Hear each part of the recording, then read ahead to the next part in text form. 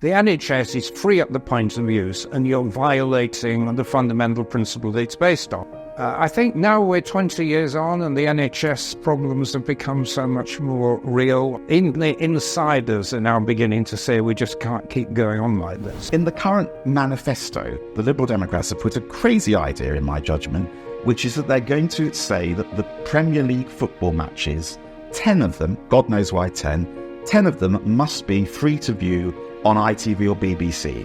What on earth has that got to do with politicians? I think nationalism and populism unleashed are extraordinarily dangerous. Ladies and gentlemen, good evening. Good evening and welcome to the Institute of Economic Affairs, where tonight we are discussing the Orange Book 20 years later. My name's Tom Clougherty. I'm the Executive Director here at the IEA, and I'm delighted to be joined on stage tonight by a wonderful panel, three of the original authors from the Orange Book. Immediately to my left, Mark Oaten was the MP for Winchester from 1997 to 2010. He was the Lib Dem party chairman, the Home Affairs spokesman, and his contribution to the Orange Book was on tough liberalism, a liberal approach to cutting crime. Baroness Susan Kramer is a Lib Dem peer. She was the MP for Richmond Park from 2005 to 2010. She was a Minister of State for Transport in the coalition government and Lib Dem Treasury spokesperson between 2015 and 2019. Her chapter, probably a very prescient one actually, was on harnessing the market to achieve environmental goals. Last but not least, Sir Vince Cable, MP for Twickenham from 1997 to 2015, and again from 2017 to 19 when he was the leader of the Liberal Democrat Party. He was, of course, Business Secretary in the coalition government, and his chapter in the Orange Book was on liberal economics and social justice. I'm very excited to hear from our speakers. But first, maybe just a few words from me answering the obvious question. Why have we got you here this evening to talk about the Orange Book 20 years on? Probably not many collections of essays by politicians have this kind of shelf life and merit this kind of discussion after 2 decades. It's not even the first time that we've done it. In 2012, our academic journal, Economic Affairs, did a symposium on the Orange Book, looking back over a much shorter time horizon and assessing the influence of the Orange Book and its continuing relevance. I think there are 3 reasons really why it's worth talking about the Orange Book even today. The first, as I've already implied, it was a very influential book. It appeared to herald a shift towards economic liberalism in one of Britain's main political parties. David Laws in this collection here, who was one of the editors of the Orange Book, said it helped to make the coalition government possible. But what has its lasting impact been? That's something interesting for us to discuss tonight. Secondly, I think it's worth remembering the Orange Book's subtitle, Reclaiming Liberalism. At a time when, whatever your party political preferences, it does sometimes seem that liberalism is in short supply in British politics. Is that an effort that needs to be made again? What would it look like to reclaim liberalism today? And thirdly, of course, the Institute of Economic Affairs is a liberal think tank. And while there may be a difference between the classical liberalism that we espouse and the social liberalism that tends to dominate in the Liberal Democrat Party, there is nonetheless an overlap. The Orange Book, I think, marked in some ways a high point of those 2 branches of liberalism coming together. I'm curious as to whether, with a political realignment well underway in Britain and probably throughout the Western world, is there an opportunity for different branches of liberalism and different schools of this body of thought to come together again? What might that look like if liberals of all stripes were to reunite against sort of nationalism and populism and so on? That's probably enough from me for the time being. We're going to hear some opening remarks from our 3 speakers. I'll moderate the discussion up here on the stage. And then I'm delighted to have such a big and I have no doubt very engaged audience here tonight, so we'll allow plenty of time for your questions and my panel's answers. Before we kick off, I should just say that this event is being recorded. So, Mark, why don't we start with you and we'll go along the panel this way. What are your reflections on the Orange Book 20 years later? The first reflection is, my God, 20 years. That is extraordinary. Had a full head of hair back when I wrote it, and that's all disappeared. The second is, I actually genuinely feel a complete and utter fraud being here, because if you look at the people who wrote in the Orange Book, 4 party leaders, Charles Kennedy, Nick Clegg, the current party leader, Ed Davey, another party leader, Vince Cable. I think virtually everybody that wrote in the book ended up as a government minister, except for me, who completely screwed the whole damn thing up. So I do feel a slight fraud actually being here, the one failure who wrote in the Orange Book. But it says something, I think, about the quality of the ideas and the thought that the vast majority of those individuals all went on to actually perform in government. And I think it would be very interesting to ask the hard question is, did, when you got into government, you deliver on some of the principles and the thoughts that you had in the Orange Book? And so if you want to ask a question of those two, I think that would be quite good. From my perspective, it was probably one of the worst things I ever did writing in the damn thing, because forever since I was just completely and utterly labelled as a right-winger. And the party was not very forgiving, and it saw people, or at least some people that wrote in the Orange Book, as just being to the right of the party. And I recently moved down to Bristol, and I've got involved in helping them run a campaign to win a seat back. But even then, a lot of the party members were hugely suspicious of me. Hang on a minute, why have you got that orange right-winger coming to get involved? And I think that's one of my frustrations, is that there is this shorthand that has existed around the book, that it was this right-wing economic liberalism. And from my perspective, our failure has been to not able to explain how you can deliver social liberalism through market forces and economic delivery. And the two are not, in my judgment, incompatible. And I hope we can get into examples and debates about that process. And finally, I would say, having sort of reordered the book, because both of us had lost our books, so we had to pay for them on Amazon, which I think has hiked the price up just because we ordered them. But having reflected on it myself, I think I may have changed slightly.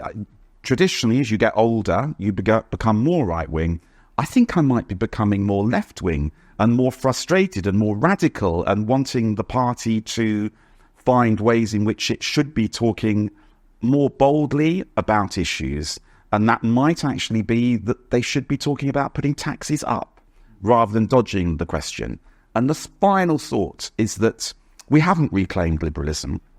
We've allowed, through the 20 years, the right parties to always be the popular parties. And the huge challenge, and the book that needs writing, is how do you make liberalism popular and still keep your principles? And we have failed to do that. And we need to get a grip of how we can turn liberalism into a popular movement which still has principles. Oh, thank you. Susan? I wish I could offer anything quite so profound. So, like Mark, I went and ordered the book. I could find my copy. But looking back through it, I think I was astonished at how relevant, particularly our analysis of the problems were. Not always the right solutions. Sometimes elements of those solutions have been tried and really hadn't been very successful. But it seemed to me that the book is actually one of the more significant pieces that I've read to try and stir our thinking about how we deal with the world that we're faced with today. I don't know about you, I now speak primarily on Treasury issues. And in the past, if I'd done some sort of analysis of the economy, many of you will be familiar with things being divided into, sort of red, amber, green. That's according to the level of risk. I would have put some things about the economy in the green column, some in the yellow column, some in the red column. Today, if you ask me, I put virtually everything that matters into the red column. So we are in the most, I think, extraordinary period where, from a perspective of the ability to finance the kind of public life and the quality and the options that we want, and to grow the economy, that our tools have become extremely limited, particularly when you look through the public service lens, and the market has become more important as a mechanism that we've got to turn to and make effective. And I do think one of the things I like about the book, it touches on it, but perhaps we could take it a lot farther, is that I think sometimes the things that we had written about how to make, use the mechanisms of the market were somewhat naive. I think we were probably less naive than others, because I think at the time when we were writing this, a lot of people felt that if you put things into the hands of the market and set up some sort of even artificial structure of competition, out of that would come something that was very powerful, efficient, and effective. And I think we've learned that's not how the market operates. We didn't understand it well enough. So I think it's time to revisit a lot of these things, building and using that experience we've had of where the market has contributed and where, by turning to the private sector, we've seen failure or ineffectiveness, and to see once again how we can harness that power. But I can think of no time when it's more important that we do harness that power. Mm-hmm. Thank you. And Sir Vince? Well, I want to say a few things. First of all, about the way in which the context has changed from where we were 20 years ago. And then something about lessons in government and trying to do it. I mean, I had 5 years trying to implement the chapter I'd written. First of all, about the context. First of all, we must have forgotten this, but in 2004, the Lib Dems were on the left of Labour. By accident. It was mainly the Iraq War, but a lot of people flooded in. We had Benite MPs joining us, and it was very strange. And to some extent, it affected the way we were presenting economic policy. I mean, at the time, it was lots of free things paid for by an increase in the top rate of income tax, and it wasn't economically very sensible or politically attractive, but that was where we were. And that, of course, changed radically, and there isn't room really on the left of Labour these days. I'm not sure we'd want to be there. The second thing which massively affected economics is the collapse of the financial system, still living with us to this day. Banking system collapse had to be nationalised. The use of unorthodox monetary policy based on lessons from the 1930s, flooding the system with credit, QE. When do you stop? How much do you do? I mean, we're living with the consequences of the cost of living crisis, right?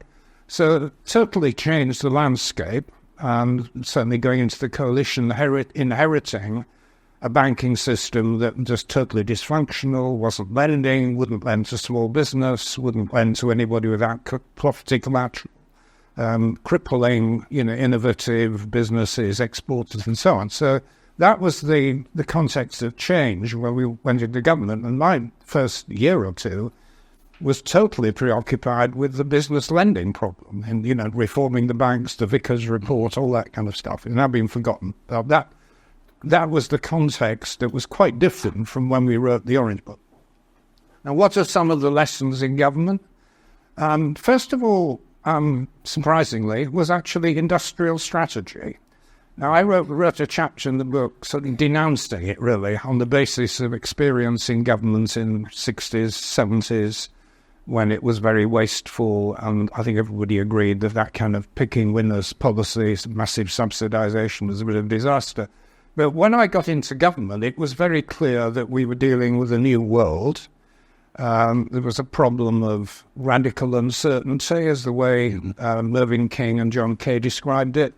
Complete collapse of business confidence. Now, you could partly get around that by tax cuts, which George Osborne did and had some effect, certainly, corporation tax. But if companies that were doing big long-term investments, car industry, aerospace, bioscience, blah, blah, blah, didn't work, and government had to step in and do something. And I had to shape the policy. And I think actually it turned out to be successful. We had a backstop in the form of the European Commission that imposed disciplines. You couldn't just throw money at things, which is good discipline. We lost it. But what we did essentially was co-financing. Government put in $1 million here in return for, 3 million, 4 million by the private sector. That was how we did aerospace, the car industry, life sciences industry were financed on that basis. The Catapult network, which remains a big success, operated on that basis. So did the Green Investment Bank. We leveraged about, I think, 5 billion for every billion that the government put in. So we got a form of industrial policy that actually worked and was relevant to the time, but was not what we'd written about in the Orange. I think a second lesson was about privatisation. One of the things I had advocated in the Orange Book was the privatisation of the Royal Mail. In fact, the day before the Orange Book was published, I had lunch with David Laws, and I said, okay, we've got to get something that will hit the headlines tomorrow. Do you want it to be my Royal Mail stuff or your advocacy of social insurance in the health service? Anyway, he bit the health service. I kept quiet, and he was then roasted by my colleagues. But I did do the privatisation of the Royal Mail. It proved very controversial. It was said to be underpriced. I think, in retrospect, it was overpriced because the company is not actually worth anything, and it's based on a business model that assumes email doesn't exist, but actually the motivation behind privatisation proved to be quite different from what I'd thought it was, or from the Thatcher era, because privatisation was essentially driven by the Treasury's reluctance to lend for borrowing in publicly owned industry. The only way an industry like the Royal Mail could survive was by going out into the market, because the Treasury wouldn't let it borrow. So that was what was driving the whole project. I think the third lesson in the coalition is we attempted radical deregulation and learned that it didn't work, really. We spent an enormous amount of time and effort doing deregulatory cost-benefit calculations and 2 in, 1 in, 2 out and all that stuff. But it collapsed, really, because key ministries in the department didn't think regulation applied to them. What we showed was that, of course, by far the biggest gains from deregulation occurred for getting rid of immigration controls. The benefits far outweighed anything else. But Ross Theresa May said, you can't do that because the government's committed to stopping immigration. So we had to exempt her. And then George Osborne piped down and said, well, the Treasury is far too important to be subject to deregulation, and we've got to stop all these people cheating on tax. So we kept them. And so as all the other ministers went on strike and said, well, if they're not cooperating, why should we? And we had quite a lot of Tory ministers who eventually agreed that actually regulation was rather a good thing. And we had all kind of ideas coming forward from these radical deregulating Tory ministers saying, well, yeah, we've got to regulate to protect, for example, to stop compulsory retirement. That was one of Ian Duncan Smith's ideas. And lots of others across the board. And Jeremy Hunt wanted to ban tobacco advertising and so on. So eventually, our Tory friends tended to agree with us that we probably needed more regulation rather than less. That was the outcome. And the final thing, and I won't go on, but was actually around trade policy. I mean, I was a strong believer, still a strong believer, I must be one of the few people in the world who is, in the old-fashioned liberal belief in free trade, and strongly advocated it. And when we were in the coalition, that was the spirit. And the view which we collectively had, and Cameron was very good on all this, took the view, well, we're in the European Union, that's a safe home market. What we need is to get out and, Britain as the outward-looking country in the world, get out, trade more with the emerging markets, get their investment. So we started with China, big push on China, did actually a lot of benefit from the UK, Jaguar Land Rover, AstraZeneca, a lot of their profits came from Chinese business. But, of course, now this is poison, there's Chinaman under every bed, as you know. So that has got stuck. Russia, we did very well in Russia, very open market because it had been effectively hollowed out by post-communism. We did brilliantly well in Russia. Then, of course, they invaded Ukraine 2014. We had sanctions that had to stop. We worked very hard on India, Brazil, Indonesia, Turkey, all these others, but then realized that these were state capitalist economies, highly protectionist, weren't the slightest bit interested in opening their market to Britain or anybody else. So we really pushed that. Where we finished up was Britain really had to go back to the trusty old European Union. And then, of course, a year later, we had the referendum. There's a sort of certain irony in a lot of these things. So those are some of the lessons. They're not terribly comfortable, some of them, but that was what we learned. Fascinating. Thank you. Thank you for that. I mean, there's an awful lot in all of those remarks that I think we could explore further. Let me ask we'll start with a slightly just philosophical question, I suppose, and then we'll dig into some of the practicalities afterwards. I mean, I wonder if each of you could explain, just very briefly, your own brand of liberalism. Like, what does it mean to you to be a liberal, and why a liberal rather than anything else? And from my perspective, it's something which is instinctive inside you. It's how you wake up in the morning. It's how you react in your interaction with people, more than it is any policy. It is, I think, for me, instinctively being sympathetic and wanting to have an international outlook. It is passionate about being part of Europe, passionate about being part of the United Nations, but also very passionate about being part of my community. I see no contradiction with those elements. So it's being welcoming, outward looking.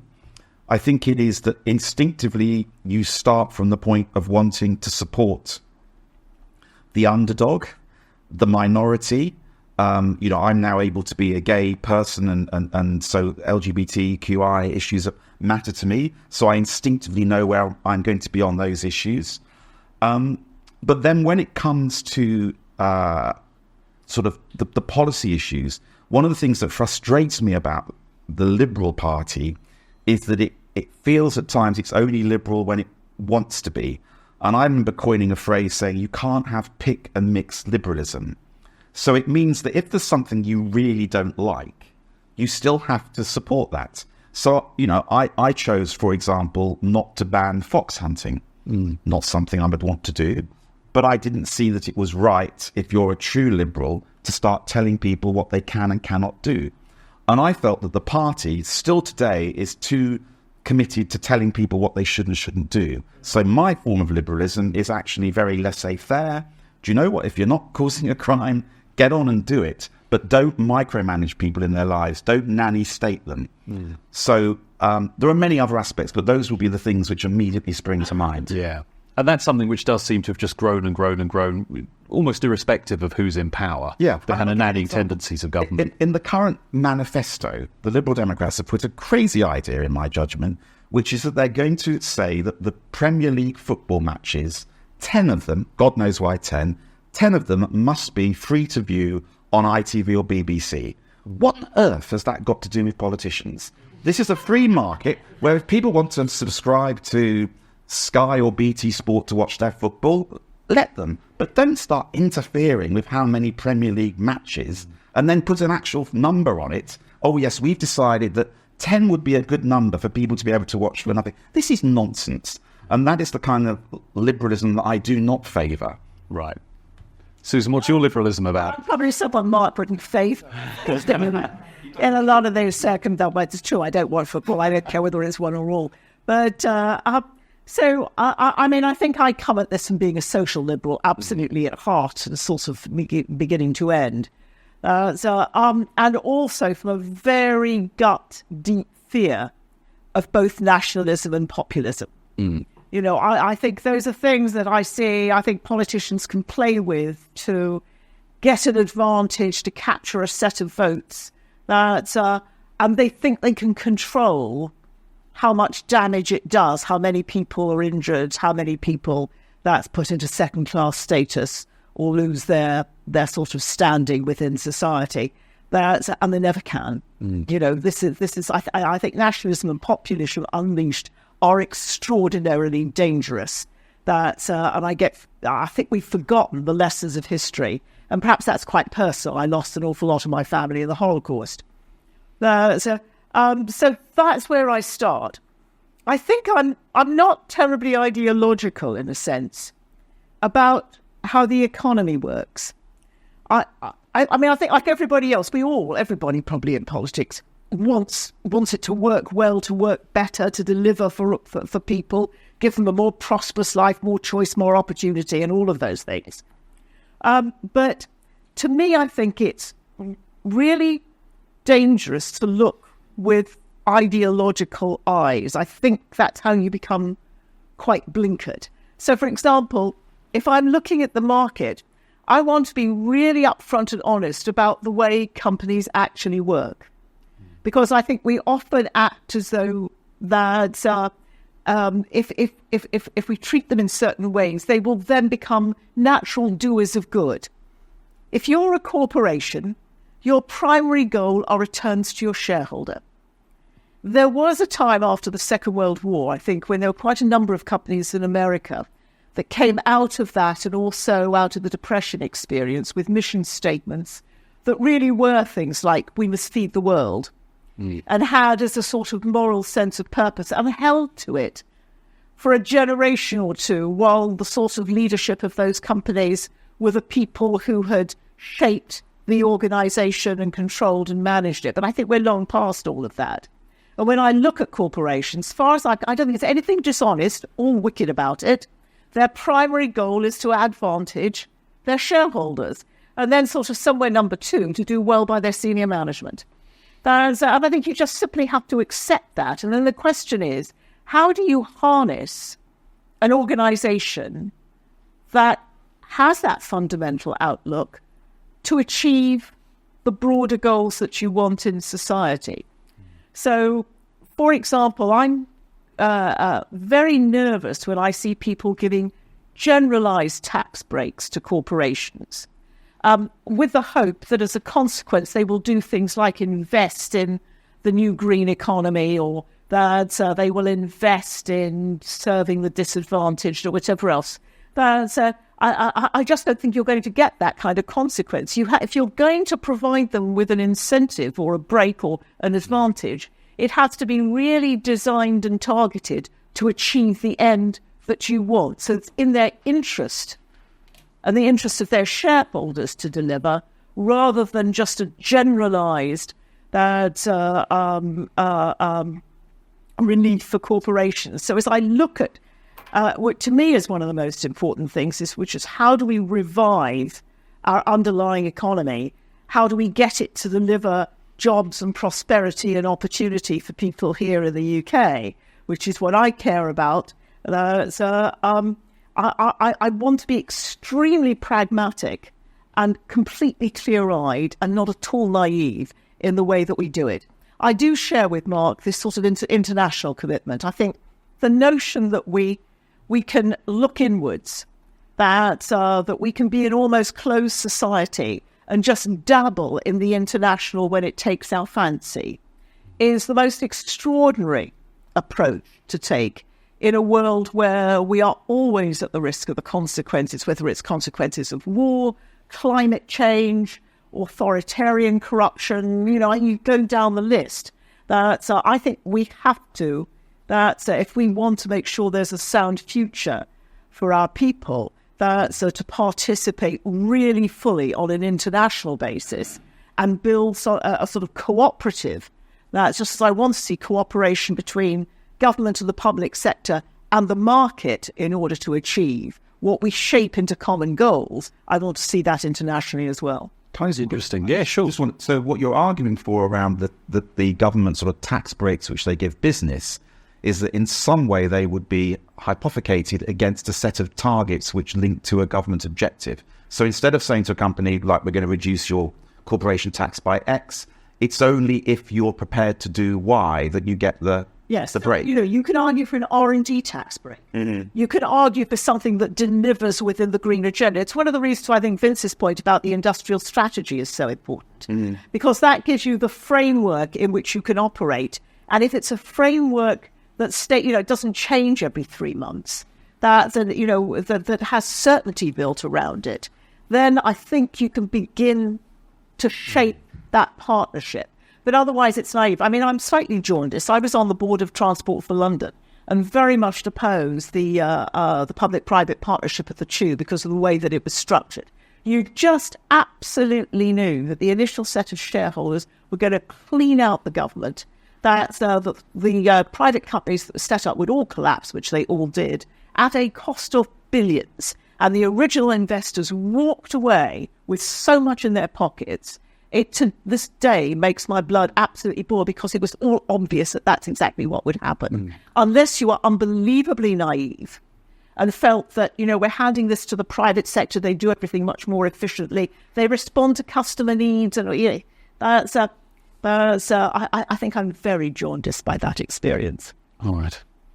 Well, I often used to try to understand the way I thought about things, and it was the way I rationalised it was that I had a economically liberal head and a social democratic heart, and they periodically came into collision. I mean, I started life, young guy in the 20s, and I spent my mornings lecturing students in Glasgow on Adam Smith's Wealth of Nation and Ricardian trade theory and so on. And then I went down in the afternoon to Glasgow City Chambers, where I was one of the lead councillors implementing socialism in one city. So I was constantly having to make these trade-offs, which, of course, I then re-encountered in government.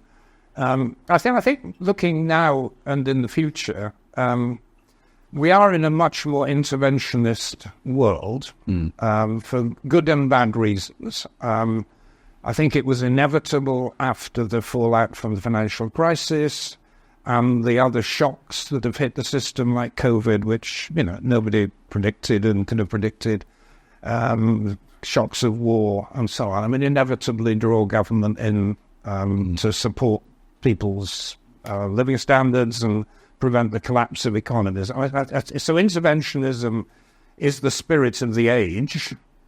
And to my mind, the challenge is to try and make sure that it's as rational as possible and takes account of costs and market disciplines where possible. And above all, to ensure that it's outward-looking and not nationalistic, because I think there is a very real danger that for a mixture of reasons, we're heading back, as we were in the 30s, to aggressive protectionism and nationalism in both the economic and the military sphere. Okay. I mean, it seems fairly clear there's a commonality in the comments here, both around the kind of cosmopolitanism and internationalism of your liberalism. Too many. All globalists, right, okay. And probably a degree of laissez-faire, at least, Mark, in your remarks, around sort of personal freedoms and so on. Clearly, there is a fault line with the classical liberals or the economic liberals on economic interventionism. And I take what you say on industrial policy. I suppose from my perspective, I kind of think the best industrial policy would be more liberal rules on development, cheaper and abundant energy, by all means, let's make it clean, and a sort of generally more pro-investment tax system. But I guess what I'm hearing is, from your perspective, and obviously you have experience in government to bring to bear here, you don't think that approach would necessarily work, or it wouldn't be enough. That, and maybe this was a misinterpretation or an overinterpretation of the Orange Book, but it seemed to signal, Vince, at least in your chapter, a kind of shift towards a more laissez-faire approach to economics and economic management. But I think what I'm hearing is times have changed, and so a more active government, a rational one and a limited one, but more active, maybe more strategic, is what's called for. Is that sort of a fair summation of what we're discussing? It's this to me. I mean, I'm trying to think ahead to, let's assume that the Labour Party win the next election comfortably. I mean, they may not, but let's assume they do. You heard it here first. They're going to... He's often right. The first thing is that we are going to have some kind of industrial strategy. My worry is that they haven't even thought about it. It's not kind of heavy Benite nonsense, but they haven't thought about it. They don't know what to do. They're starting with a blank sheet of paper. The second is that their main economic policy is deregulation of the planning system, which, okay, let's see what happens. But, we've learned lessons. I mean, I spent 5 years working with Osborne colleagues on deregulating the planning system, and we lifted permitted development use. We allowed change of use between commercial and housing, which produced a lot of crappy housing that nobody wants to live in and is very squalid. We nibbled around the edges of green belts, but when anybody mentioned let's build on a golf course, everybody ran for the hills. So, whether a Labour government actually understands how you do radicalise deregulation of the planning system, I doubt. I mean, it may just come down to simple practical things like having more planning officers, but where do you get more planning officers from since councils are bankrupt, I mean, where do they come from? So I think if we were in government tomorrow, with all our experience, we would be highly sceptical about what could be accomplished through the deregulation of the planning system. Could I come in on that? Because I think there is something important here, which is we haven't talked about devolution, which I suspect I believe in strongly, and I suspect both my colleagues do as well. And the planning system is a really good example of that. I'm looking at the places that have been, for example, very successful in building a lot of new social housing. And it's only a few places, and they're dotted around. But in every instance, they will tell you when you ask them, it's because of this deep engagement with the local community. And I think we underestimate the opportunity that is there when we genuinely devolve. And it's a bit like, perhaps you could say there's an element of liberalism to it, because, you're going to get a postcode lottery. One person, it'll be done one way here, it'll be done differently there. This is not all going to be cookie cutter, that's identikit. But I do think if you have greater trust, and I believe this quite passionately, in local people, and you genuinely empower them, then you can begin to tackle some of these really difficult issues, because local sensitivities can often be very intelligent in the way that they approach a set of problems and issues. And I really think we, as far as I can see, local government has been essentially turned into an agency of central government. And in almost any area where it functions, it's been so seriously defunded that its flexibility is incredibly limited.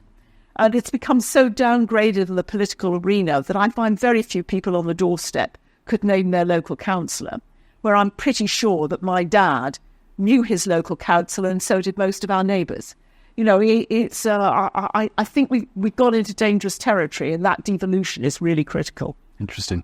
I mean, if we're talking about the deregulation element, I think the biggest practical experiment of deregulation has been leaving the EU.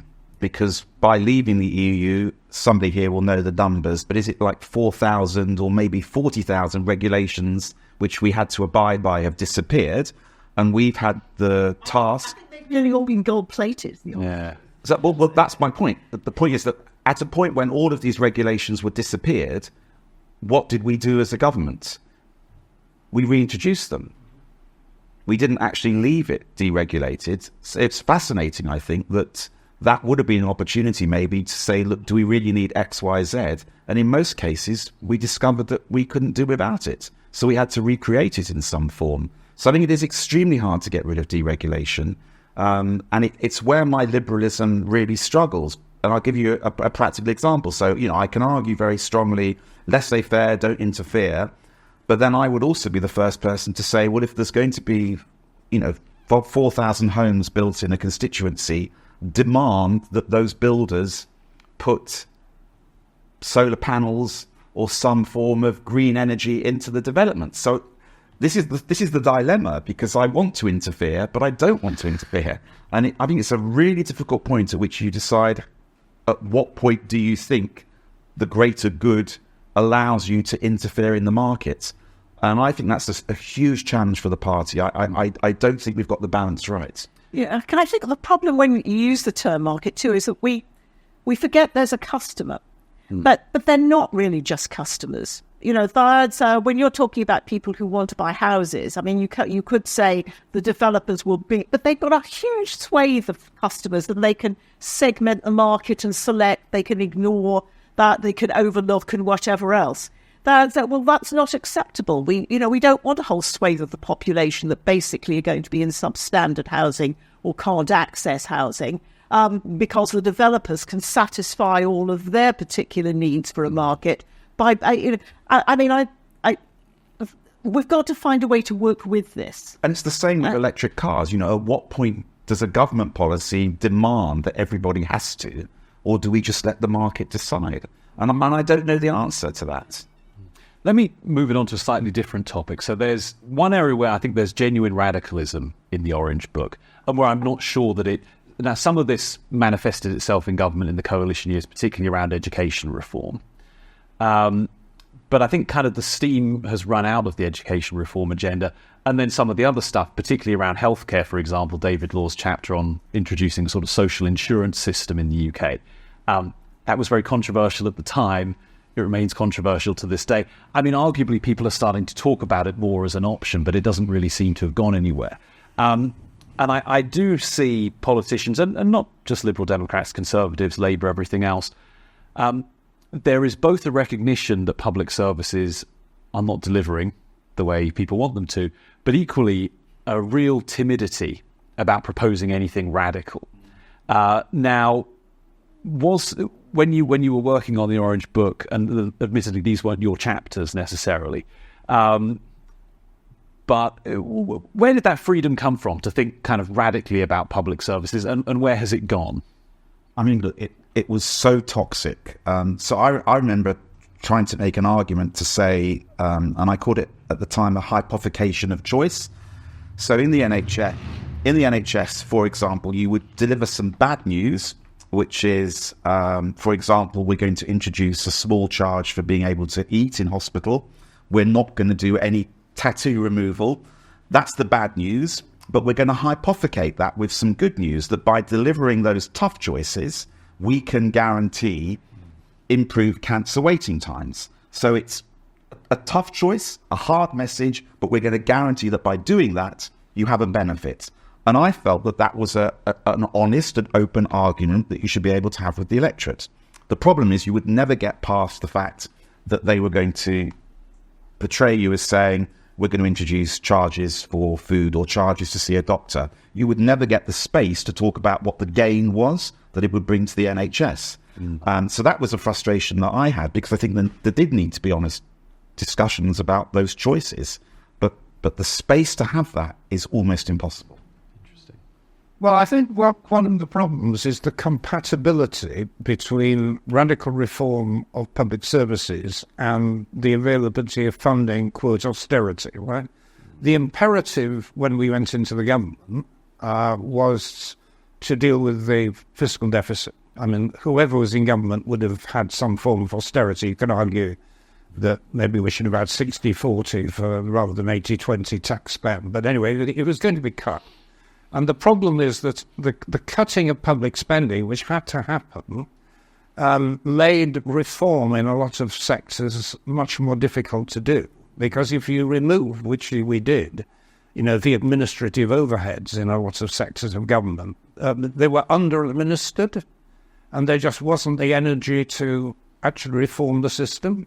And where we did try to reform the system, it was disastrous. The worst example was Lansley's reforms of the health service, which the government adopted. There was a cabinet meeting at which we all had to make our pitch for reforming our sectors of government, and it would be given a tick and you'd go ahead and do it. And Lansley came up and made a half-hour presentation full of NHS gobbledygook, which is about radical transformation of health.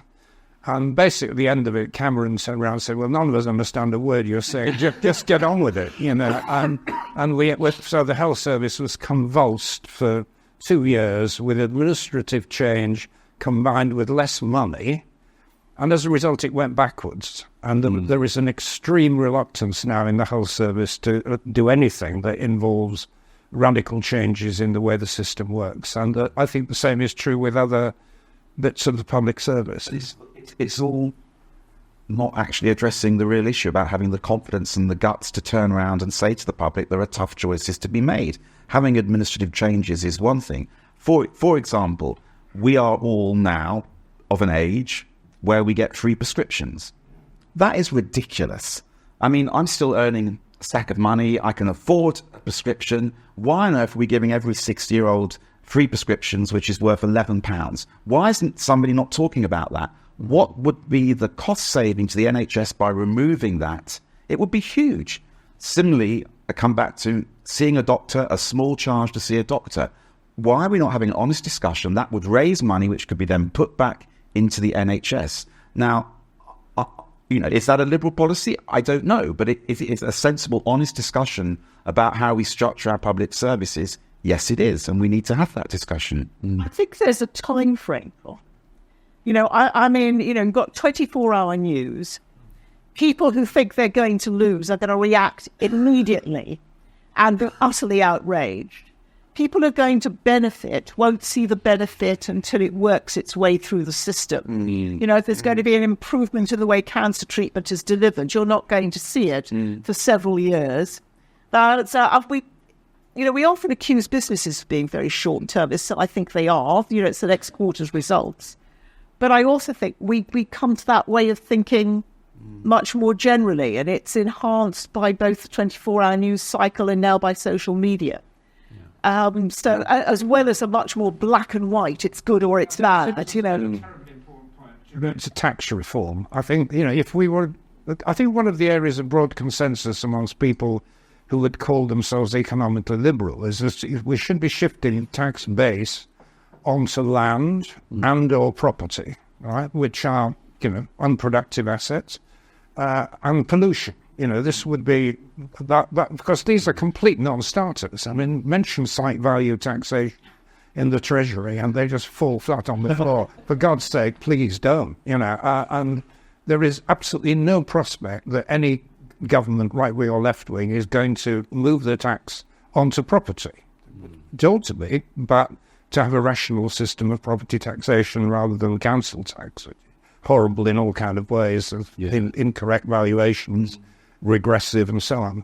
But that's precisely the reason Susan said, that this losers-gainers imbalance actually prevents rational, radical decision making. And we're going to have an acute problem when we look at the transport arena, because obviously, fuel taxes. We want to move to a green economy. What are you going to do? It's going to have to be some kind of, it would have to be user charging or that's I don't know where where do you replace your lost revenue? And I think everyone is going, oh my God, so there's a cliff edge coming. Yeah. And we haven't a clue what to do about it. We will be lambs to the slaughter if we even begin to raise that issue. And I think that's right. I think the IEA became famous when it first started, was it 60s or whatever, with pamphlets on road user pricing. Where is it? Well, it's something I feel very passionately about and note with despair, I suppose, that the Conservatives have ruled out ever introducing per mile charging in their election manifesto. There's a lot of ruling things out going on at the moment, isn't there? So I'd say one more question from me, then we'll go to the audience. Vince, in your chapter in the Orange Book, you talked about, I think almost as a matter of principle rather than just a practicality, wanting to keep the state below 40% of GDP, wanting to make sure that marginal tax rates never went above 50%, and so on.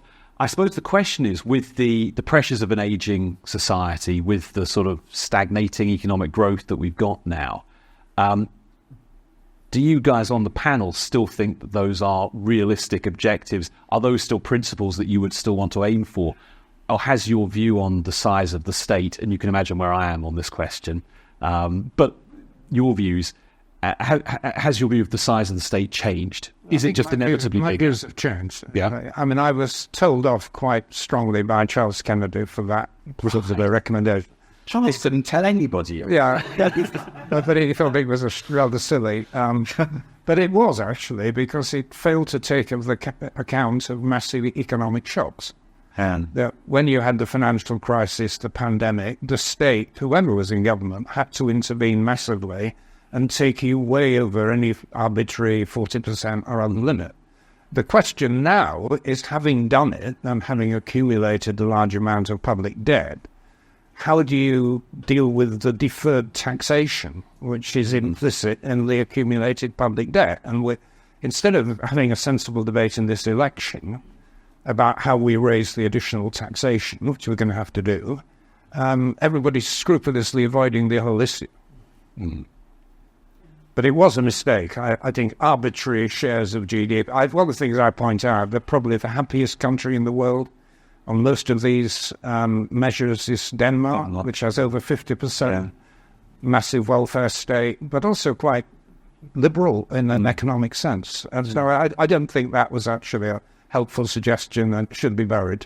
Okay. I mean, Paul, in his chapter, is one person who talks about the dependency ratio, which is something I've been speaking about for a long period of time.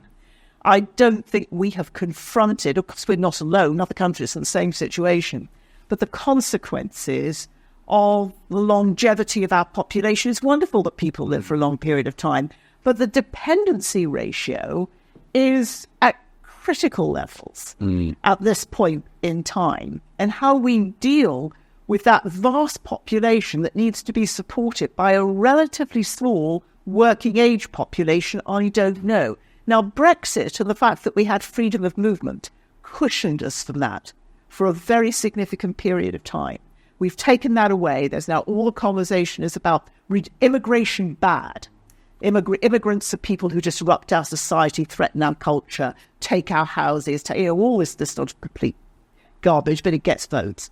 But how we deal with this dependency ratio, because you can't suddenly go back and say, let's all pretend that mothers 30 years ago had 6 more children apiece. You can't provide that population unless you bring that population in.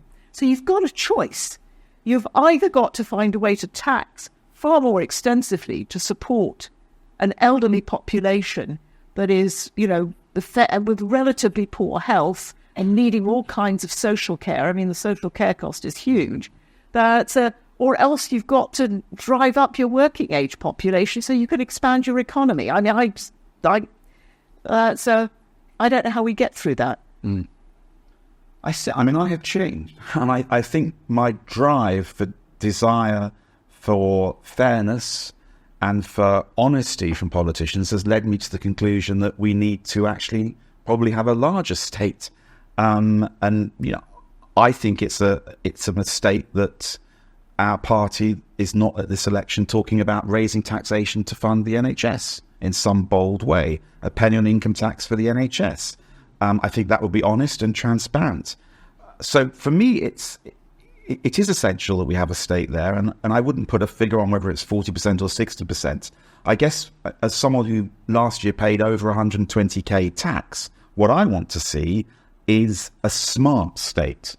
You can have my money, I don't mind about that, but I want you to use it wisely, efficiently and sensibly. And I think that's the challenge. Not the size, but the effectiveness of how they use it. All right. Let's go to the audience. So a few questions. Let me just plant a seed. Before we close, I'm going to come back to you each for just some final reflections. And when we do that, it might be interesting to think, if a new Orange book came out today, what would be the most controversial thing that needed to go in it? And I'll plant that one now. So Andy at the back. Hi, Andy, former director of Liberal Future, which preceded the Orange book.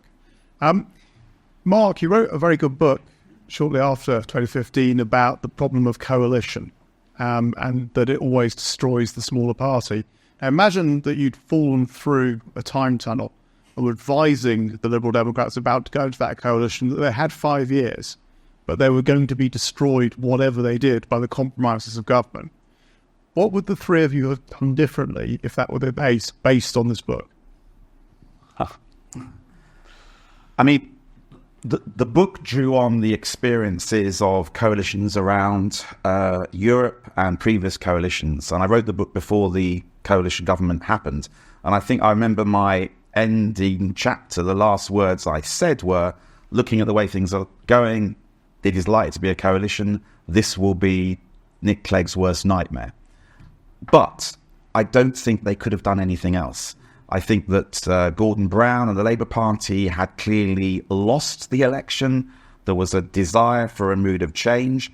And I think what is actually fascinating is talking to a few people now in the doorstep, when you get into a more detailed conversation, they actually now reflect back on that Cameron-Clegg 5 years with more affection as Conservative voters than they do anything that happened when the Conservatives were left on their own. So I think history is going to be kinder to the coalition as we look forward. It was brutal, it was cruel, it was harsh, but I believe it was the right thing to do. Well, I obviously lost my seat in the election that brought in the coalition, so in a sense I disappeared from the pages, briefly at least, because I had the opportunity to come into the Lords. But I was in fairly good contact with the financial markets. I am absolutely clear that we would have faced, had we not put together a coalition government that was functional within a matter of days. I think the coalition was formed, officially on something like Tuesday. I think even Wednesday or Thursday, we would have seen a response from the financial markets that would have wrecked the economy in an extraordinary way. I found that actually, following Liz Truss's experience, people have actually stopped challenging that statement. There are a lot of people who said, that government, you need to have gone into coalition, and when you were, you didn't need anything like austerity, and you could have borrowed so much more money and all the rest of it. And I think they understand. I mean, we're still living with the consequences of that very brief, how many days was it, that we had Liz Truss? It was very short, and her ability to have an impact on the financial markets was exceedingly limited. But so much of inflation, the cost of living crisis, high interest rates, is still harking back to that very brief period. I cannot think what it would have been had we not put the coalition together. I think many of us realised it would be a form of suicide. But what do you do? Do you step back and say, no, my party will actually look a whole lot better? That if we hang back from 5 years and let them all sort of hang themselves, and watch the country crumble. You couldn't do it. And I think in coalition, we could have been more aggressive in establishing our own credentials. I don't think we realised how much we needed to keep our own identity alive. But it wasn't just us. I went from regularly being in front of a camera to being told, we don't need you now, we'll have a Conservative on all occasions. So I think that happened to many of us, quite frankly. You saw Nick Clegg, but you saw on occasionally Vince, but almost nobody else to establish that sense of what the Liberal Democrats were and, to give us the sort of scope to talk about where we were thinking and where we were going. I don't think the media did a single programme on how coalitions functioned. I've heard it from so many people, including sort of leading members of the B. We didn't like the coalition. We like to have, a boxing ring with one side and the other side. You'll be gone. There's no reason for us to try and explain how any of this works. And I think we got badly caught in that vice. I often wonder if things might have been different if Chris Huhne hadn't got himself into trouble, because he did have that sort of level of feistiness and aggression that I think might have been able to position us more in the headlines. But, I think Nick, to his credit, was exceedingly cooperative to make the coalition a success, and to try and deliver that government through a very difficult period, and he was excoriated for it. Yeah, so I agree with most of that. I mean, the coalition was very good for the country and very bad for the party. It was good for the country on two levels. One was, as Susan has said, at the time it was formed, the country needed a stable government to manage the fallout from the financial crisis and what was happening in the market. And it provided 5 years of stability with which people could, particularly in business, could operate with a secure long-term time horizon, which they haven't had since. So that's true. The question is where we as a party went wrong. I think it was actually the Rose Garden sent terrible messages. I remember seeing it and thinking, oh my God, we had to differentiate. I did it instinctively at the time rather than in a thought-out way, but attacking colleagues over immigration, over stupid things like the Help to Buy policy and so on, were the right thing to have done. And had we done it collectively, it might have saved our bacon. Because if you're a small party, you do get severely compromised in a coalition, but you don't have to. I mean, the Green Party have wagged the tail that wagged the dog in Scotland. There are other examples too, and we haven't really learned from that you have to work together, but you have to air your differences and have proper public debate, otherwise you just get swallowed. From memory, sort of researching my book, the most successful coalitions were the ones where they absolutely did present a very united and joint approach. I actually thought the Rose Garden, these two young leaders, looked quite effective. But the question I asked for both of you, because you lived through it, was why on earth didn't you do some kind of informal deal on fighting seats at the election? Because if you'd done that in the Southwest and you told Cameron, back off, leave these seats for the Lib Dems, you would have held a large number of seats. So why was there no thought to protecting those seats and having some informal electoral pact?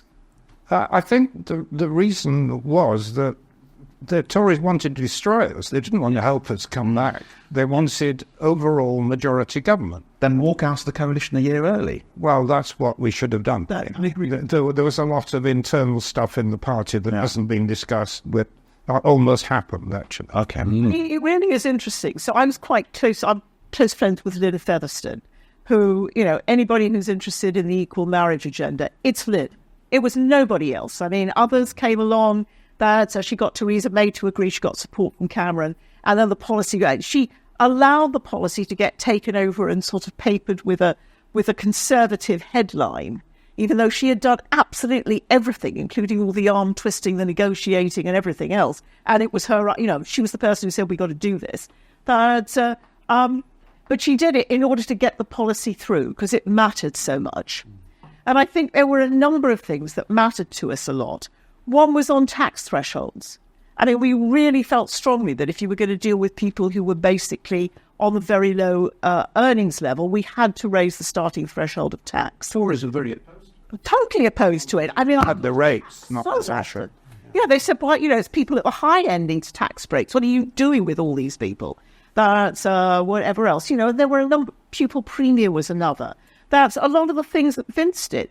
I mean, your programme to get capitalists, the creation of the Green Investment Bank, which Sajid Javid sold out, and I know because of conversations with me, it was personal. It has Vince Cable's stamp on it, we're going to crush it and sell it off. And off it went to Macquarie. The British Business Bank, we would not have made it through COVID without the British Business Bank in place and those levers to be able to use. But they weren't full.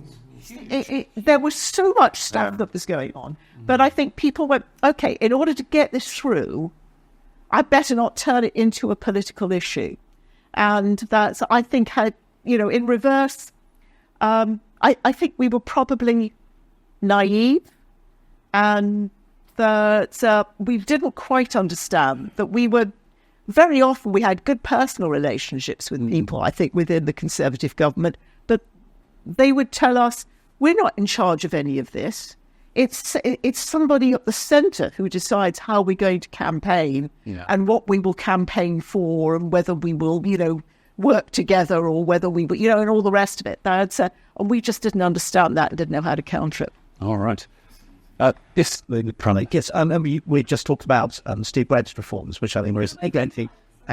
We just heard about Steve Webb's pension reforms in the private sector, which I think were a great thing.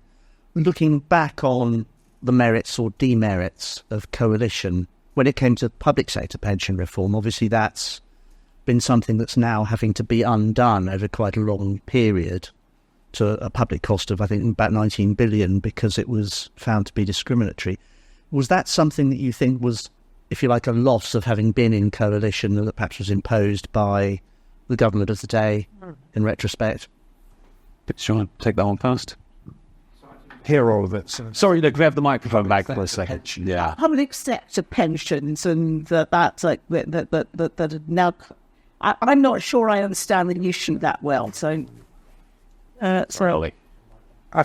I think we did actually. They had a big battle with the. Yes, I think it's really about the merits or demerits of coalition, because obviously the coalition introduced, in addition to the private sector reforms, we did realise that was a bullet that had to be bit, and did so. We had some very nasty backlash in the from public sector unions, but it did actually work. It's obviously though now being unwound. We had to set an example of the parliamentary pension scheme, which was a scandal, of course, and it was reformed. But in retrospect, given that it's having now all to be unwound as a result of the litigation over public sector pensions, was that something that one would do a different way now if it was approached again, given that it's all having to be undone? I think you may be talking about less about policy and more about competent implementation. Yeah. And I have to say, there are times when I bang my head against the wall, because when I look at the actual way a policy is being implemented, you just say, "Oh, good Lord, that why do we not have a grip on this?" I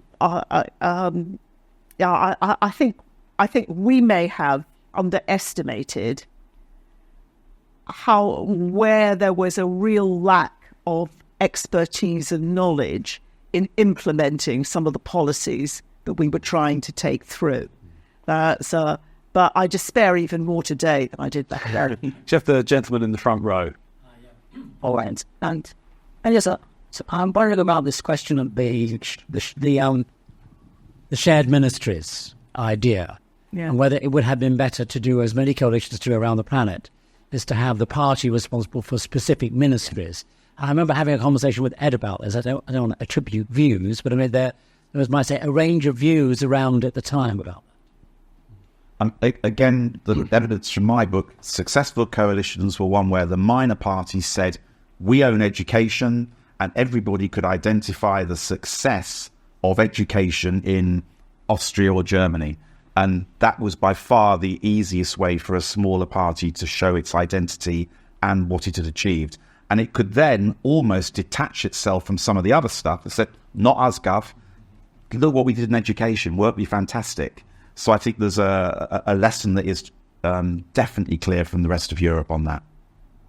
Yes, it gives you some tactical advantage, but it's crippling the German coalition at the moment. I mean, one of the reasons that the traffic light coalition in Germany is so utterly dysfunctional is that the three parties are occupying different bits of government that are in total opposition to each other. I mean, the Free Democrats, who are the liberals in Germany, are controlling the budget and preventing all kind of other things which need to happen happening. I mean, I'm rather embarrassed by our association with Mr. Lindner and his friends. I mean, it's so it may be a case where you get some tactical advantage as a party, but it doesn't hope for more coherent government.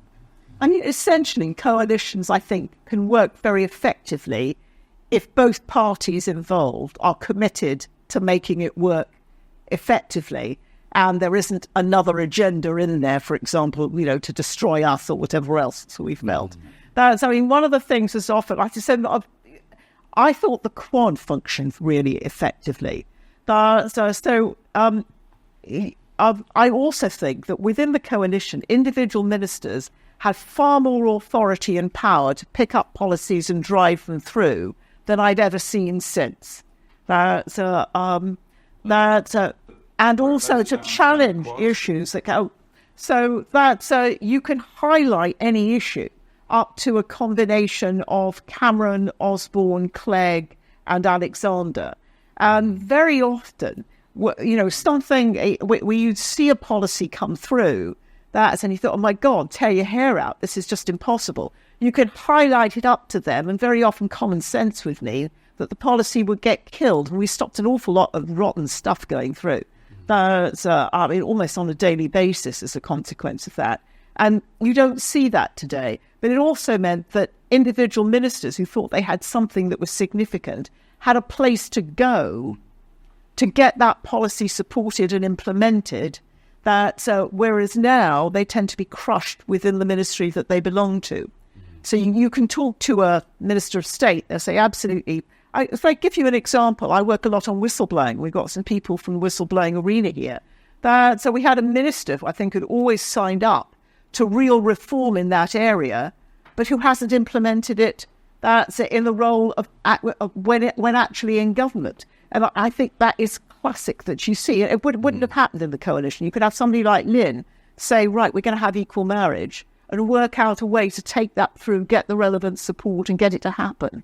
It was much more activist and I think much more reforming than almost anything I've seen since. I mean, a colleague and I were speculating the other day that maybe one of the reasons the coalition was a much more effective government, whatever you thought of the policies, it seemed to be an effective government than what has followed, maybe was because of the nature of coalition, the need to agree on a formal programme of government and then set about doing it. Whereas normally, okay, you have party manifestos, but they're largely political. Yeah. They're largely about electioneering, and there is some connection with what you plan to do in government, but it's not a sort of one-to-one relationship.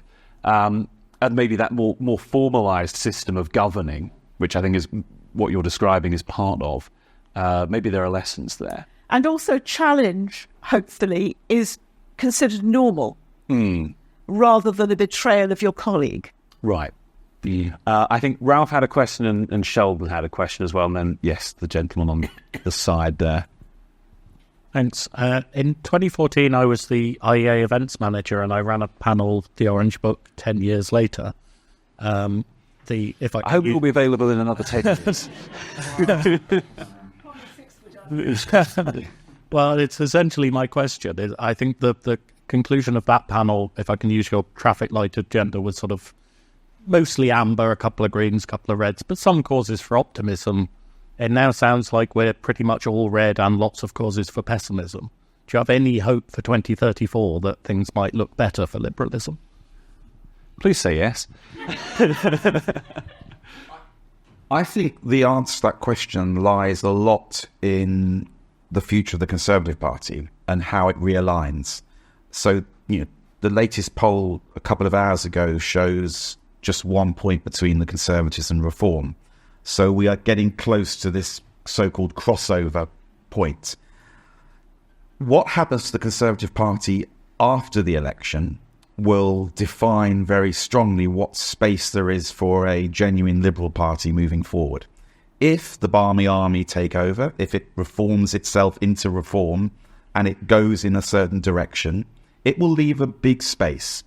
It will leave a big space for the Michael Heseltine, Ken Clarke, One Nation, moderate Conservatives. And they won't know where to go. If our party is smart about that and it gets its liberalism in a way which is presentable to those individuals, there could be a huge opportunity to create, in my view, a centre-right kind of liberal thinking party. And that does fill me with optimism. What doesn't fill me with optimism is the Liberals trying to move to the left of a Keir Starmer Labour government during the next 5 years. I don't think that is a sensible space to be in.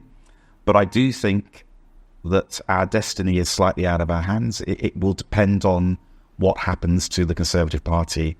And I think there's a huge opportunity developing to take a genuine liberal centre-right approach as they move further to the right.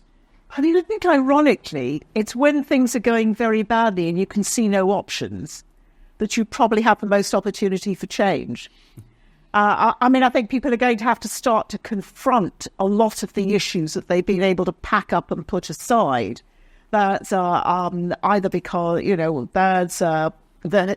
because the economy has been sufficient, public services have been sufficient, that people are modestly happy with getting on with their everyday lives. I'm afraid we're going to go through, to me, public services look to be like very much an organisation in crisis. I don't see the sort of the economy, it seems to me, is struggling to be resilient. And people are I have very little confidence in a better future at this moment in time. So it is an opportunity, but you've got to be really careful, I think, that people don't seize on the nationalist populist agenda as the answer to all of that, because that's so palatable and easy. Somebody else is responsible. And that gets us out of the problem. And you don't have to make hard choices. You're being betrayed. You're owned more, etc., etc. So we've got to be careful that we do make sure that there is a real conversation that happens that counters that. Just a little. Mark's point about what happens to the Tories is terribly important, but I think it's more radical even than he says. I mean, it's not just the Michael Heseltines of this world who are potentially lost, but what happens to people like George Osborne and Philip Hammond, right? And they're completely homeless, right? I doubt, frankly, that my party is ever going to be capable of taking them to their bosom. But there is an interesting scenario about what happens 2 years hence. But the other aspect of this is which is probably more serious, is what happens 2 or 3 years down the track when the Labour Party have been in office and have done absolutely nothing because they're so hemmed in with self-imposed disciplines and the problems are so serious that nothing is happening. And you then get a lot of people moving on. The Greens now occupy that space to the left of Labour that we did briefly 20 years ago. So I don't think there's any room for us there, or that it would be very sensible. But there is going to be a kind of difficult realignment. The real question, I think, somebody said 2034, is that the whole prospect for doing something positive in the UK now hinges on the existence of a growth fairy, right? If the fairy doesn't exist, we're stuffed, because there's no way of winding down government debt, no way of coping with demographic aging. All these things just get more and more difficult. All right. Sheldon? Yeah, I see the two other questions there. With respect to the social health insurance scheme that you advocated in the Orange Book, why didn't the Liberal Democrats advocate having a Royal Commission to investigate the type of healthcare systems that they certainly have in Europe? Because you were very much in favour of Europe. And given that it's a falling issue, perhaps that would have dealt with some of the problems that we now have. Well, as I remember, Andrew Lansley had that brief, and Andrew wasn't listening to. Andrew is not the sort of individual to sit down and either read the Orange Book or have discussions with Liberal Democrats, even in coalition. And everyone thought. Let me put it this way: I think certainly Cameron and Osborne thought he had the answer. Let him get on with it. He's an intelligent man. He's a capable man. He tells us he's worked out exactly how this is all going to happen. So that problem is now, we can take it off the table. It's been parked with Andrew and he's going to manage it. And I think that has muddied the waters for reform because it was so disastrous. Organisations that have to work cooperatively together were put into a competitive position. And it became impossible to get through the kind of reform that was required. I think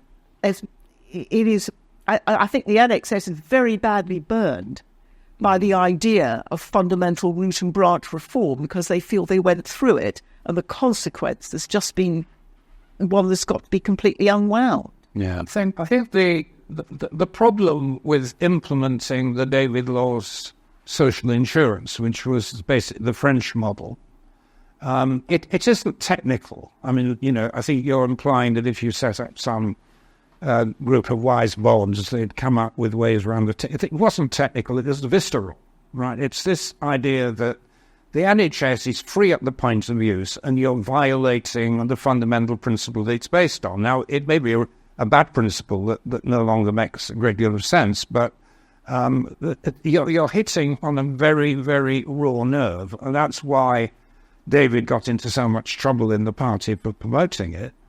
I think now we're 20 years on and the NHS problems have become so much more real and painful, and I think insiders are now beginning to say we just can't keep going on like this. So there is a more receptive audience potentially from what it was when we talked about it. I think also patterns of people's behaviour now about how they access healthcare have changed hugely. So yeah, my husband's a lot younger than me, and all of my friends are a lot younger than me, and none of them go to the local doctor. They just literally pay 50 quid and go online and have a Zoom appointment very, very quickly, see a doctor, and whatever it is resolved really, really fast. They would be more than comfortable to pay 50 quid to see the NHS doctor. They don't care who it is. And I think there is a culture amongst a certain generation who've got money, who are able to do that, who want to access their health service in a different way. And the model and the idea that you go and see your same GP that you've seen all your life in your surgery is just not realistic anymore. And we have to have, as I said before, a grown-up debate about how we reflect that. And I think small charges at certain points have to be introduced, and we have to change the culture of free at the point of delivery, because it's a lie. It's not acceptable. Yes, but that's possible. Creates bureaucracy and all these problems. I mean, I think one of the greatest strains on the NHS are the complexity of needs now of people. And, if you're a relatively healthy person, you've got a problem, going on a Zoom, you can probably deal with it, or going down to the pharmacist or whatever else. But it's the incredible complexity, particularly of our ageing population. You may be mixing dementia with arthritis, with a heart problem, with obesity. You can go through the list. And that needs a very different kind of management, and probably a very personal and very engaged management. And honestly, I how you would manage if you said, each time you go, it's 50 quid, or 5 quid even, would be very, very difficult. So we may have to, I think there's a lot of rethinking to do, but it's exceedingly complicated. But broadly speaking, young people who would be paying for a better service for the elderly people, and in that model. So we're running short on time. I think what I want to do, I've seen the 3 questions I already had, and so with apologies to the new ones there. If we could, let's try and do a quick fire round. If we can group the questions together and try and keep them quite short, and then we'll have the panel respond en masse. You look sceptical. You can ask a short question, but I'm relying on you. The government over the course of the last parliament was incredibly authoritarian, and the Lib Dems have been traditionally the strongest party on civil liberties in British politics. Generally speaking, the Lib Dems, tended to vote in the right way over the course of the last parliament, but were often, I think it would be fair to say, slightly timid in promoting their, commitment to civil liberties. Is there a timidity there now? Is it a fear of the kind of law and order brigade and the blue wall, as it were, or is there a kind of just general, lack of leadership on that? Do you want to pass the microphone immediately to your left for another short question there? Thank you. I'm Simon McGrath. I'm a Lib Dem councillor in Wimbledon, and I'm on the board of Liberal Reform, which is sort of the only thing there is of a successor to the Orange Book. When they had the Orange Book, the party actually was talking about ideas. And one of the things that strikes me now is the party very rarely talks about ideas. What the party talks about is it's pro-Europe. It doesn't like the Tories. It's worried about sewage. And whether or not the party can, perhaps in opposition to Labour, kind of rediscover some of it's actually thinking about things and thinking about doing things differently, which I think it's rather lost in the last few years. And the gentleman by the window? No, you get the last question. Okay. Well, mine's a quick one about the other big book of the last 20 years, which is Britannia Unchained, which, and it was touching on the point of regulation, where that Unchained seems to treat corporations the same as sovereign individuals. So, Mark, where you're saying the individual should have liberty, it's almost saying the same thing about corporations, whereas Vince, you were saying regulation is better than deregulation. So I'm interested in actually where regulation is better for liberalism than deregulation. A bit more on that. Interesting. And yes, you've been very patient. Thank you. And orange, according to my friend. I'd like to reflect on some of the things that have been said, but more importantly, what hasn't been said. Talked about raising taxes. All well and good. Most people are for great public services and would accept that. However, what about the 350 serious organised crime gangs? Over 4,800 people involved in that. We haven't talked about how we address the crime, which is actually preventing us from having the great public services that amount of fraud, crime, corruption and the cover-up is stopping. Where do we sit with positioning liberalism in terms of tackling crime? Well, we can do your tough liberalism again if you want, Mark. But so the topics there to respond to, and they are rather various, but sort of big ideas on whether liberals still have them. Is there too much timidity about civil liberties? Should you be stronger on that? The issue about liberalism tackling crime, and then the one about regulation. Are companies people too, my friend, as someone once said? Okay, really quickly answering the regulation one. I mean, clearly, if you believe in civil liberties and you believe in minorities or whatever the term may be, then you need to regulate to make sure that there's not discrimination against those minorities. So, having rules and regulations about what can be said about individuals and their sexuality, for example, I think is important, but it counters my belief in freedom of speech. So that's an example, I think, where the regulations have to come in, and I'm prepared to pay the price for a lack of freedom of speech. In terms of the big ideas, I agree. I think that there needs to be that discussion. But then wearing my other hat at the moment, I'm helping run a campaign in Steve Webb's old seat, and they want to sort of fill their leaflets with hundreds of ideas, and I keep saying, no, sewage the NHS and don't talk about anything else. So, there is a dilemma. There's a place for ideas. Actually, at the moment, in the middle of an election, ideas are not particularly helpful, I have to say. In terms of should we be more radical, I actually believe we should. I think we should be seen as the voice that speaks up for unpopular causes. And I, think a really, really interesting one. Paddy Ashdown started a discussion years and years ago about legalizing cannabis. And where are we? We've still got a drug problem, and that talks to your point about crime. And nobody is talking about that issue.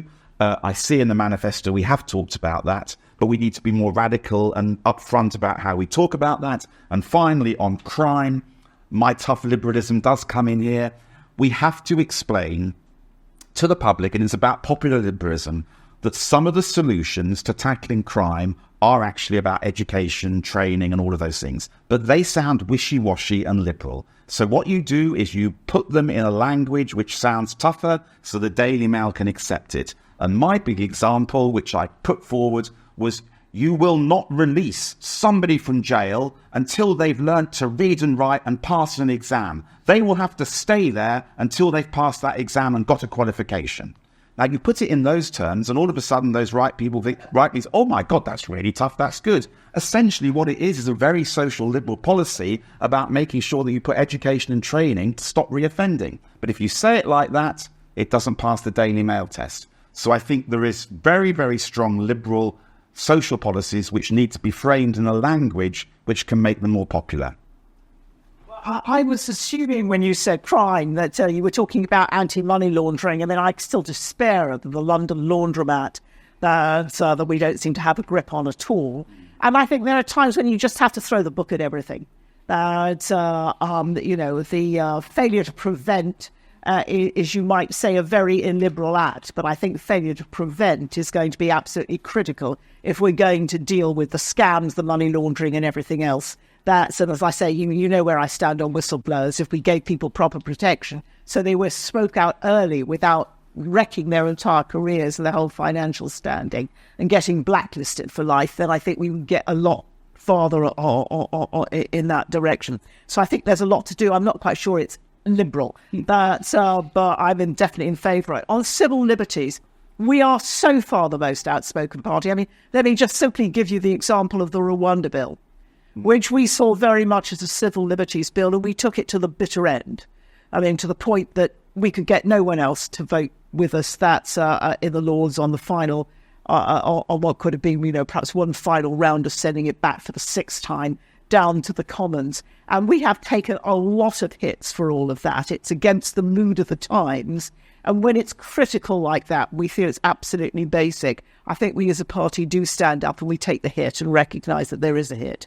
In terms of are we thinking less? And Mark has got it exactly right, which is it's one thing to do a lot of talking about, ideas and playing around with them and whatever else.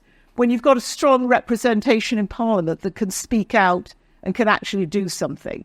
I think Ed's genius has been to say, look, the first thing you have to do is make sure you've got the bodies in the Parliament, in the institution, in positions where they have to be listened to.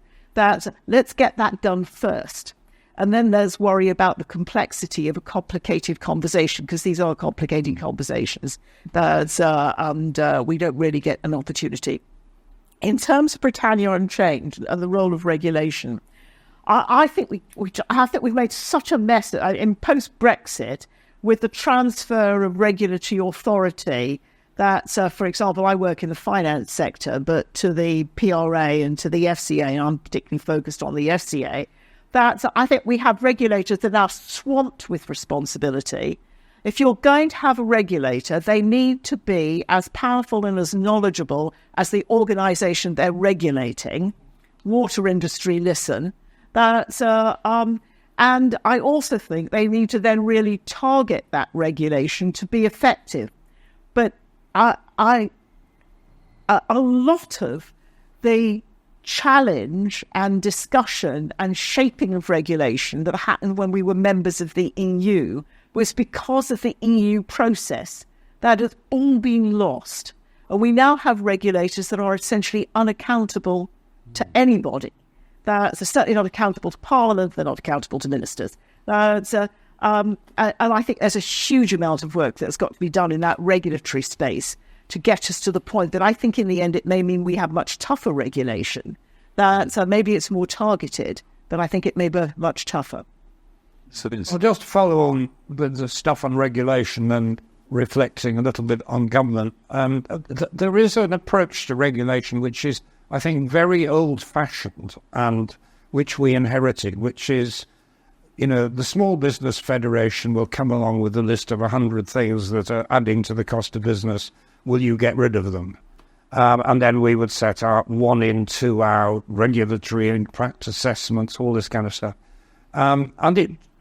Poor Oliver Letwin was given a list of 18,000 regulations, which he had to work through item by item to see if we could get rid of. And I think we succeeded in repealing 19th century legislation on pit props, on underground mines, and things of this kind. But it actually became very silly, because we were starting to get proposals like, why not get rid of fire regulations? And why not get rid of these silly regulations that are stopping shopkeepers selling pyjamas that are inflammable? Thought that was one that really nearly went through. Yes, they're all kind of absolute nonsense.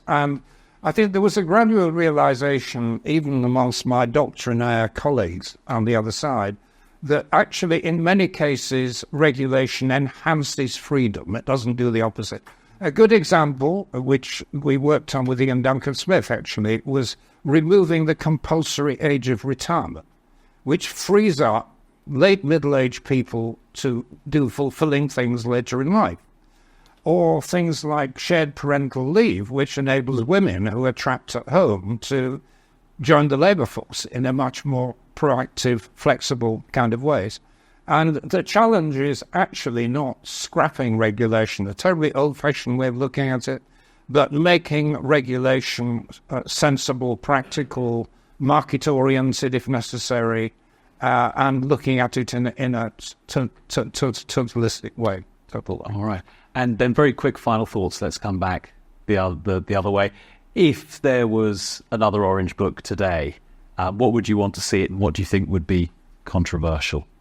Well, I think if I were editing what I would want it to address were the 3 big elephants in the room at the moment, which nobody wants to confront, and one of which is the fiscal problem. How do you raise taxes in a sensible way, an economically sensible and politically acceptable way. Secondly, how do we retreat from Brexit in a way that is practical and operates in a sensible time frame? And our third was, how do we integrate environmentalism into policy in a sensible way? And they're all kind of, easily picked fruits. If a Labour government came in tomorrow, they could just remove the regulation on onshore wind, right? It could make a great deal of difference. But some of these things are tricky. Do we want to import 5 million Chinese electric vehicles? Probably the easiest way to improve the environment. Problematic for some people. So I think that is an issue nobody wants to talk about until they're actually in government and away from the electorate. So talking to the three elephants would be my challenge. I just want to add a fourth elephant. I think we've got to work out what we do with artificial intelligence. I mean, I think this is becoming that the true sort of gorilla in the room that potentially undermines that our capacity to manage on almost every front. And we don't know what to do with it. And I think no tool should be that artificially locked in the toolbox in terms of, I don't know what the answer is, but it's going to be complicated. And I think it's going to need every tool that we've got. Mark? I have no elephants. I would retitle the book Becoming New Liberals, How Liberalism Can Take Power in 2034. All right, Mark, thank you very much. Thank you to all our panelists. I think it's been a really interesting, stimulating discussion. I don't know that we've united classical liberalism and social liberalism tonight, but it's nice to see the differences starkly laid out as well. And so I appreciate everyone coming here and having this discussion. Let's come back again in 10 years and see where we are.